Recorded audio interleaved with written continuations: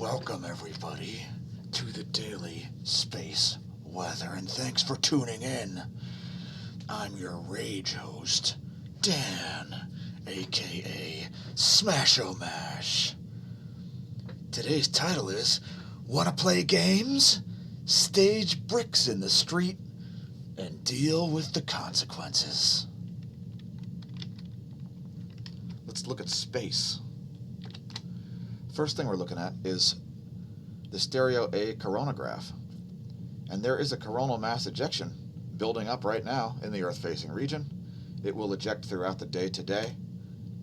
Be prepared for anything that might come your way, whether it's plasma or asthma. Here's a view from the SOHO C2 coronagraph, the LASCO C2, part of the Solar Heliospherics Observatory, and you see Venus creeping into the left of the scene there. You won't see any ejecta from this coronal mass ejection yet because it hasn't ejected yet. And here's the view from the C3, a zoomed out version of the same thing. And if you want to keep an eye on the coronal mass ejection as it happens, just head to the Integrated Space Weather Analysis page.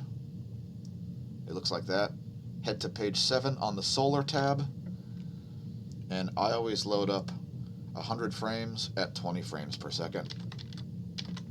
Next, we'll look at the sun directly to see Sunspot 2765 rising.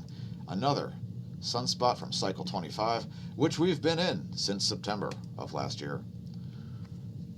Also an active region there, north of the equator at about, 50 degrees latitude there. So we saw a little bit of flaring coming out of that. Now Sunspot 2765, which it most likely will be named today, as we can see umbra already as it rises. Let that play through one more time and move on.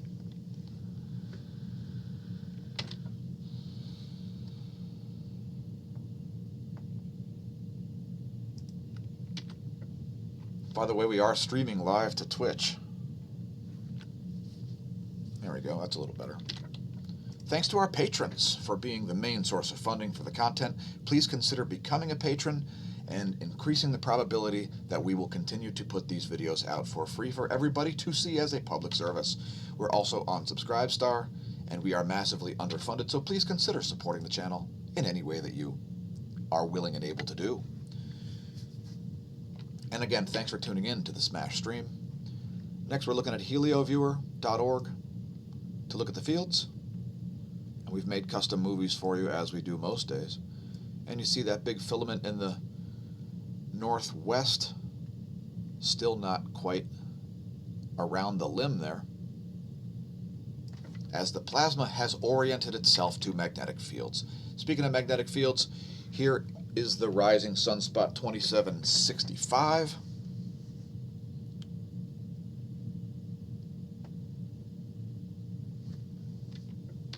And here's a more interesting view, the 304 angstroms view.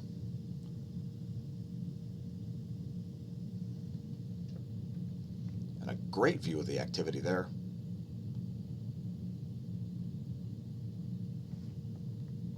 Just fantastic. Next, we're going to look at 193 angstroms from the SDO. And this is a 48-hour video. Great view there of a bunch of magnetic looping also. And it looks like that sunspot does have some size to it. We'll show you the intensity gram by the end of the video. And lastly, here's the one-day video of the new sunspot in 171 angstroms.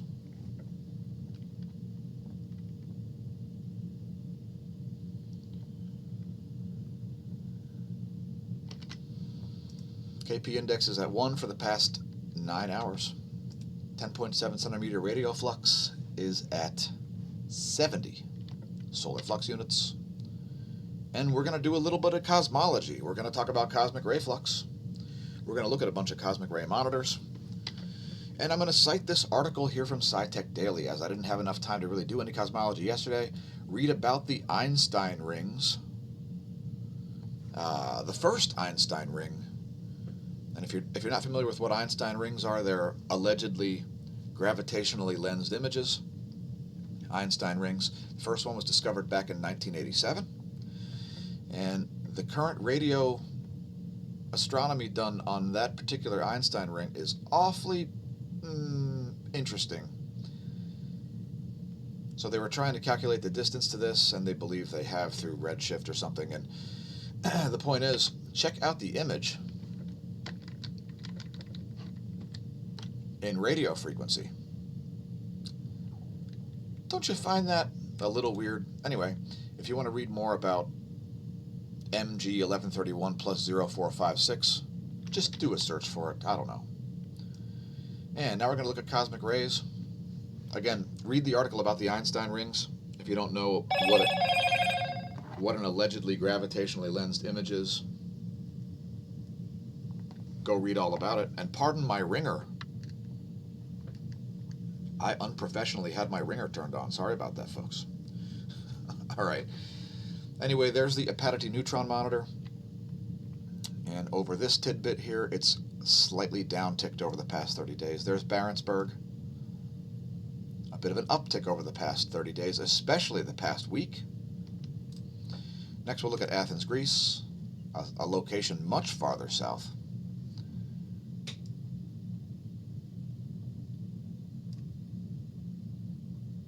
Looks like some anomalously missing data there right at the beginning of June at Athens. Otherwise, pretty flat on the past 30 days. Next, we're going to look at Mexico City.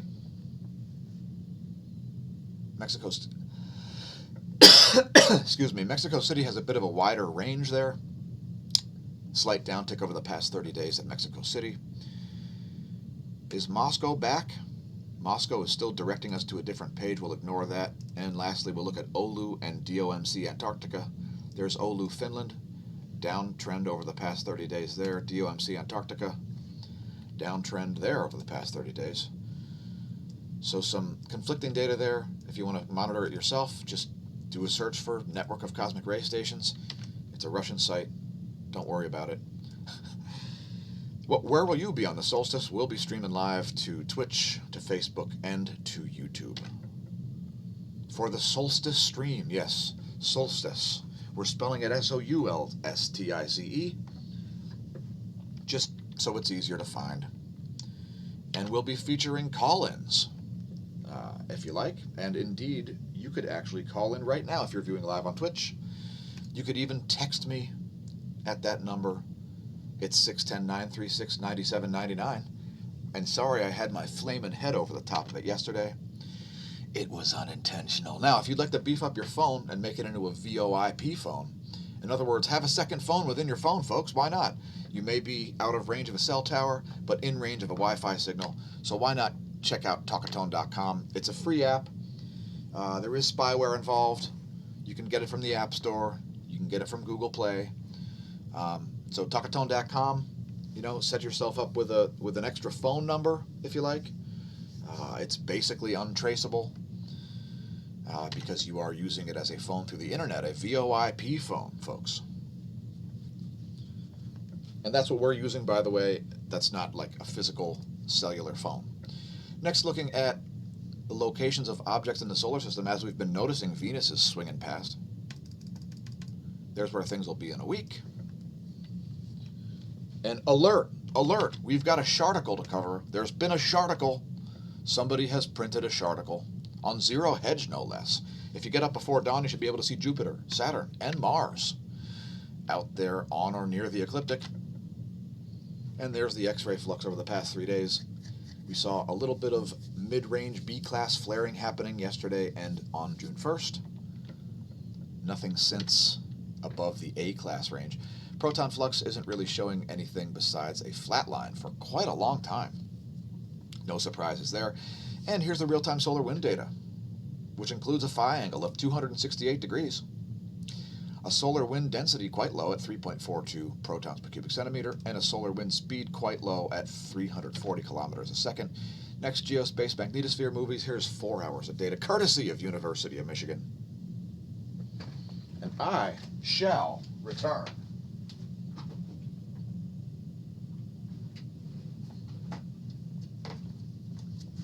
Now, if you ever come to a smAsho party, you will know that you never ask what is inside the glass of the host, because that's pure evil, and you may not want to know. You may be better off not knowing what's in the glass of the host. There's the current situation with auroras, nothing too exciting there, and we do see some magnetic perturbations here at ground level. So there you have that. Yeah, 4 hours of data. Ground magnetic perturbations during this polar excursion, while we have two North Poles. Yeah, that's right, one over Canada, one over Siberia. And the South Pole has crept off of the Antarctic continent into the southern Indian Ocean. Deal with it. Next, GOES magnetometer is in a pretty tight range here. We see pretty low lows and pretty high lows and low highs. Which, by the way, is what cosmic ray flux does to the climate. It makes the nights warmer and the days cooler because of cloud nucleation. There's a little atmospheric physics for you. And let's look at the top view ecliptic plane field plot here on the GONG-2 data, which is part of the National Sunspot Observatory. It involves 51 ground-based magnetometers, as well as one out here on stereo A and one out here on stereo B.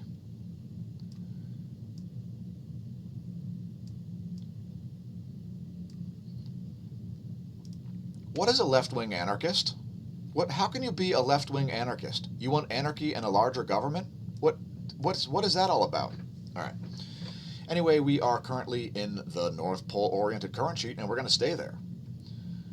As that sunspot that's rising has a greater amount of magnetic juice than sunspot 2764's plage. So we will remain in the North Pole current sheet, despite how this looks. Here's the line of sight field plot, and I can't really tell you how I can forecast this stuff, folks. It's a bit complicated.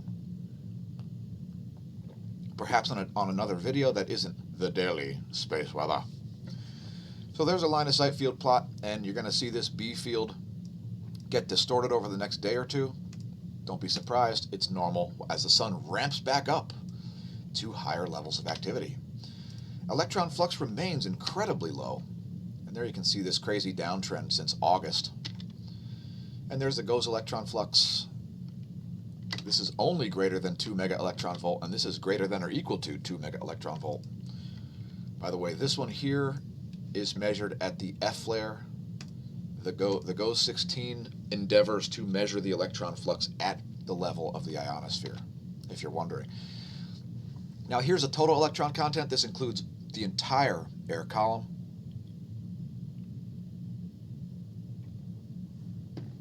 And again, you see those very, very low levels of electron flux.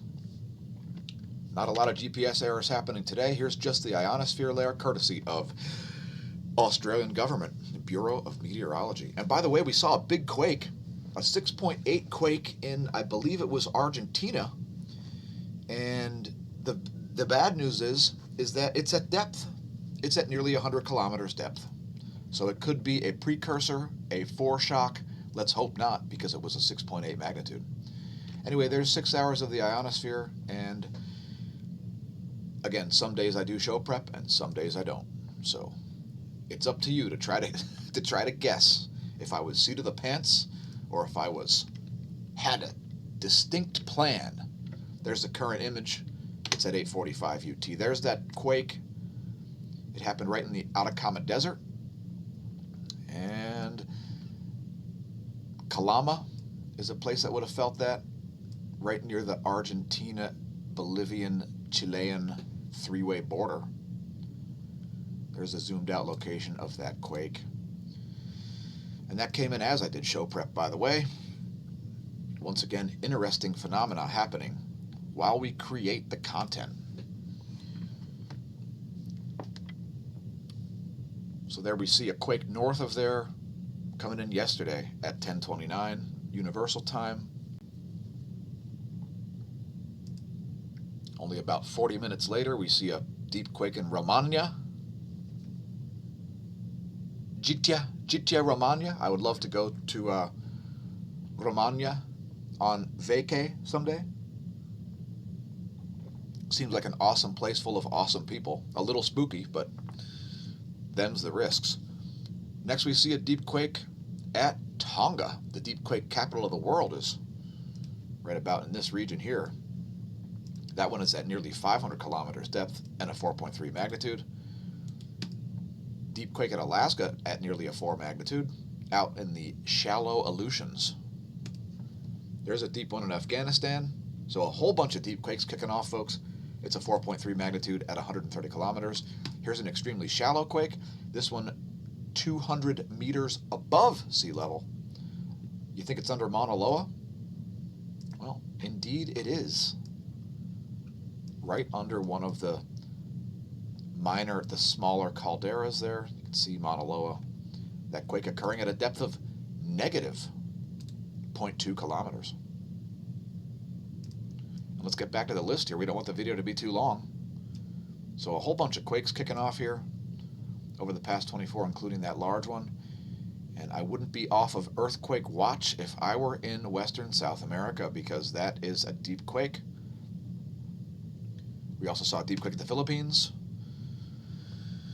Only about 40 minutes before that quake at Atacama. So, San Pedro de Atacama, Chile, saw a 6.8 magnitude quake at 96.8 kilometers. And then a deep aftershock there, right on near the same location.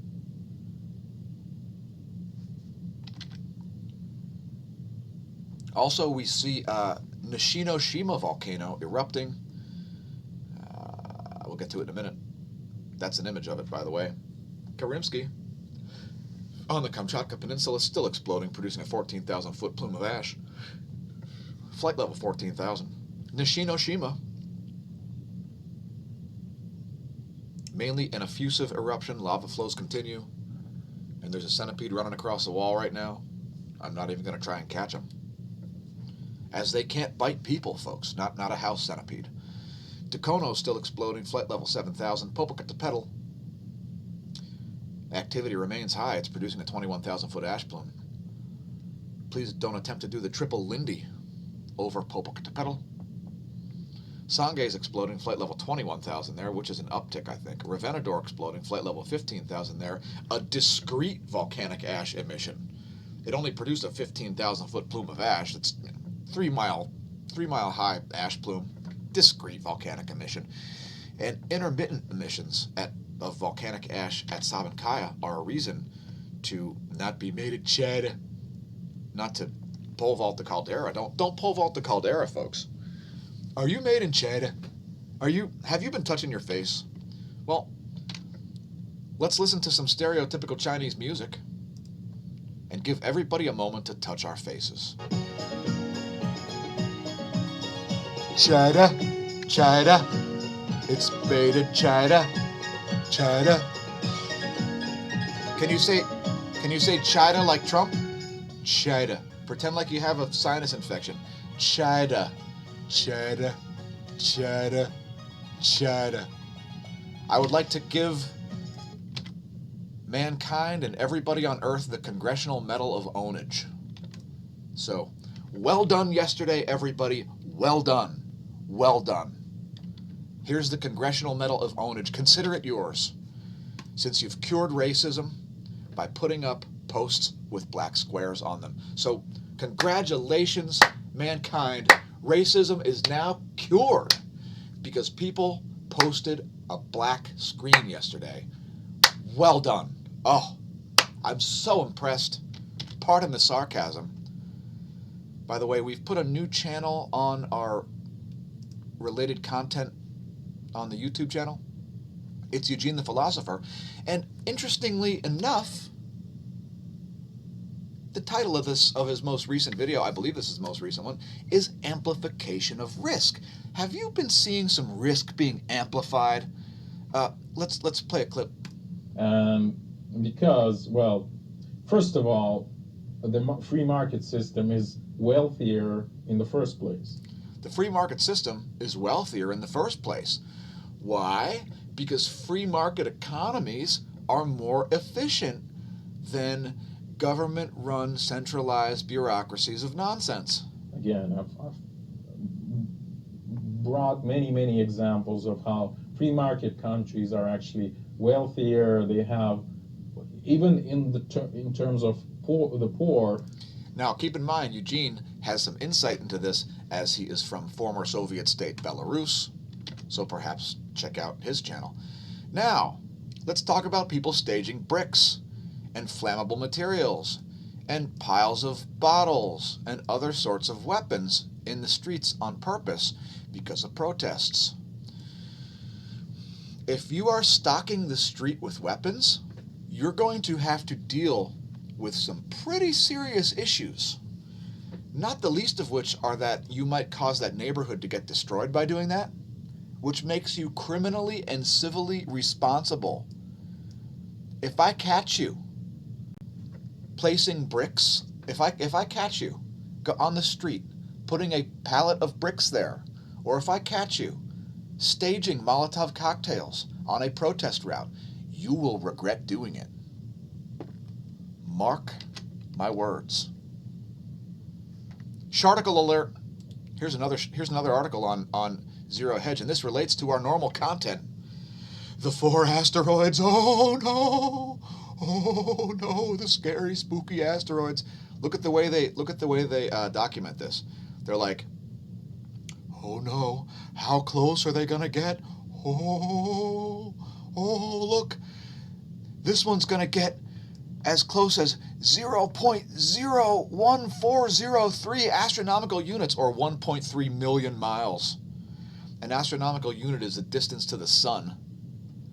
All asteroids are traveling at speeds of tens of thousands of miles per hour in respect to the Earth, considering the space station's traveling at about 16,000 miles per hour. This is a complete sharticle.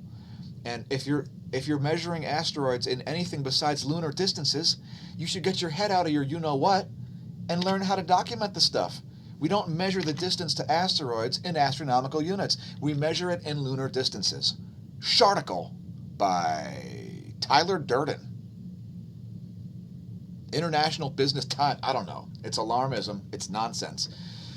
If you enjoy the content, please don't forget to press like and subscribe on YouTube, as we're having a little bit of trouble getting beyond 1,500 subscribers. Did we do a 1,600 subscribers special? I don't even remember. By the way, we have playlists that are pretty extensive, and they're going to get more extensive, where we have every single video on the entire channel into playlists. So pretty soon we won't have any videos on that list that are not also on the playlist. Also, thanks to our latest subscriber over there at BitChute. And by the way, we get a lot more views over on BitChute.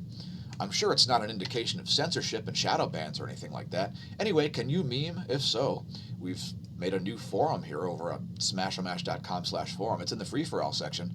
The thread is #original #pro memes by #smAshomash. So if you'd like that, and just like that, racism is cured in rainbow writing meme, you can download it from there.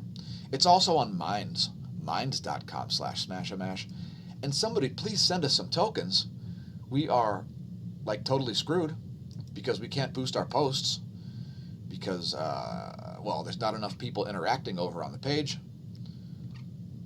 So please check it out. Minds.com/smAshomash. We're also on Locals, Dave Rubin's new site, and we've put up the "and just like that, racism is cured" meme over there as well, because we have high hopes for Locals. So that one is located at smashomash.locals.com. By the way, the 3 cops who did not intervene in that scenario, that horrifying scenario, are 100% culpable as accomplices to murder, because the reason that nobody intervened is because there were 3 other police officers there. Who's going to intervene when there are 3 police officers there? It's their job to intervene. By the way, I don't know if you're aware of this, but all police and military swear an oath to uphold the U.S. Constitution, as well as their local laws. So just keep that in mind.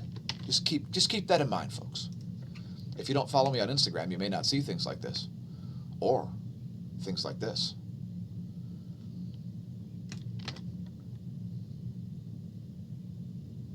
By the way, are you liking the idea of surviving a global pandemic. Your ancestors survived things much worse, most likely. So congratulations on that. Although I guess it's not news anymore. It's going to be news when we get the 3C405 shirts, and that's what the design is going to actually look like. And hey, thanks for leaving a comment, Sugas. So anyway, I think we're going to make this shirt first. We're also going to put the Cygnus constellation on the background, so it's basically going to be the same design. We may make a special one that looks like My Little Pony rainbow bright lettering just for Eugene. So Eugene, leave a comment. Actually, we're gonna show you a draft of that soon. Now we're at weather.gov, just taking a look at what's going on across the U.S. Sorry, international viewers, we can't always cover everything, but I would like to cite something. The people that live over here, and the people that live over here, and the people that live over here, and the people that live up here are all practically the same. So I just figured I'd share that with you folks. If you think that the people over here are inferior to the people over here, or that the people over here, and there's like one person there probably, are inferior to the people over here, or that the people here are superior or inferior to like the people over, it's complete nonsense. Don't have a mental handicap, and please get out more. If you think really anybody is fundamentally significantly different from anybody else, that's nonsense and lies. And you should interact with some of those people who you think are inferior or superior or whatever the hell your problem is. Anyway, there's the jet streams, and talk about some meridional jet stream flow here in the south. That's going to be making for some cold days in southern South America. Let's look at the eastern jets and move on here. We don't want the video to be too long. An interesting concentration happening right here. That is a pretty high-speed jet there. 130 miles per hour. Not bad, not bad. And let's move on to some more weather stuff. How about windy.com's pressure maps? We're letting this advance via the GFS forecast. Yesterday we showed you the Euro forecast. Here's the GFS forecast.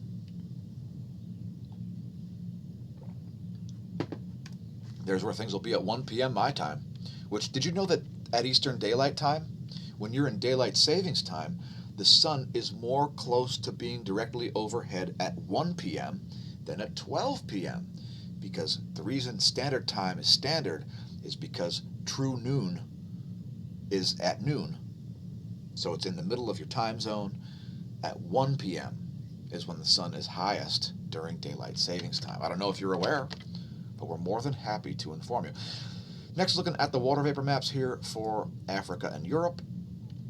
Looks like a pretty powerful low there out near the Azores, someplace where I would love to go on vacay. Also, I wouldn't mind hitting the Canary Islands, but first things first, American Samoa for New Year. Here's the water vapor map for Oceania and Australia.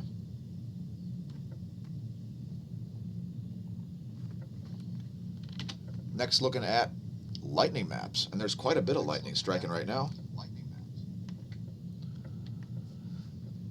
And I've just created an echo unnecessarily.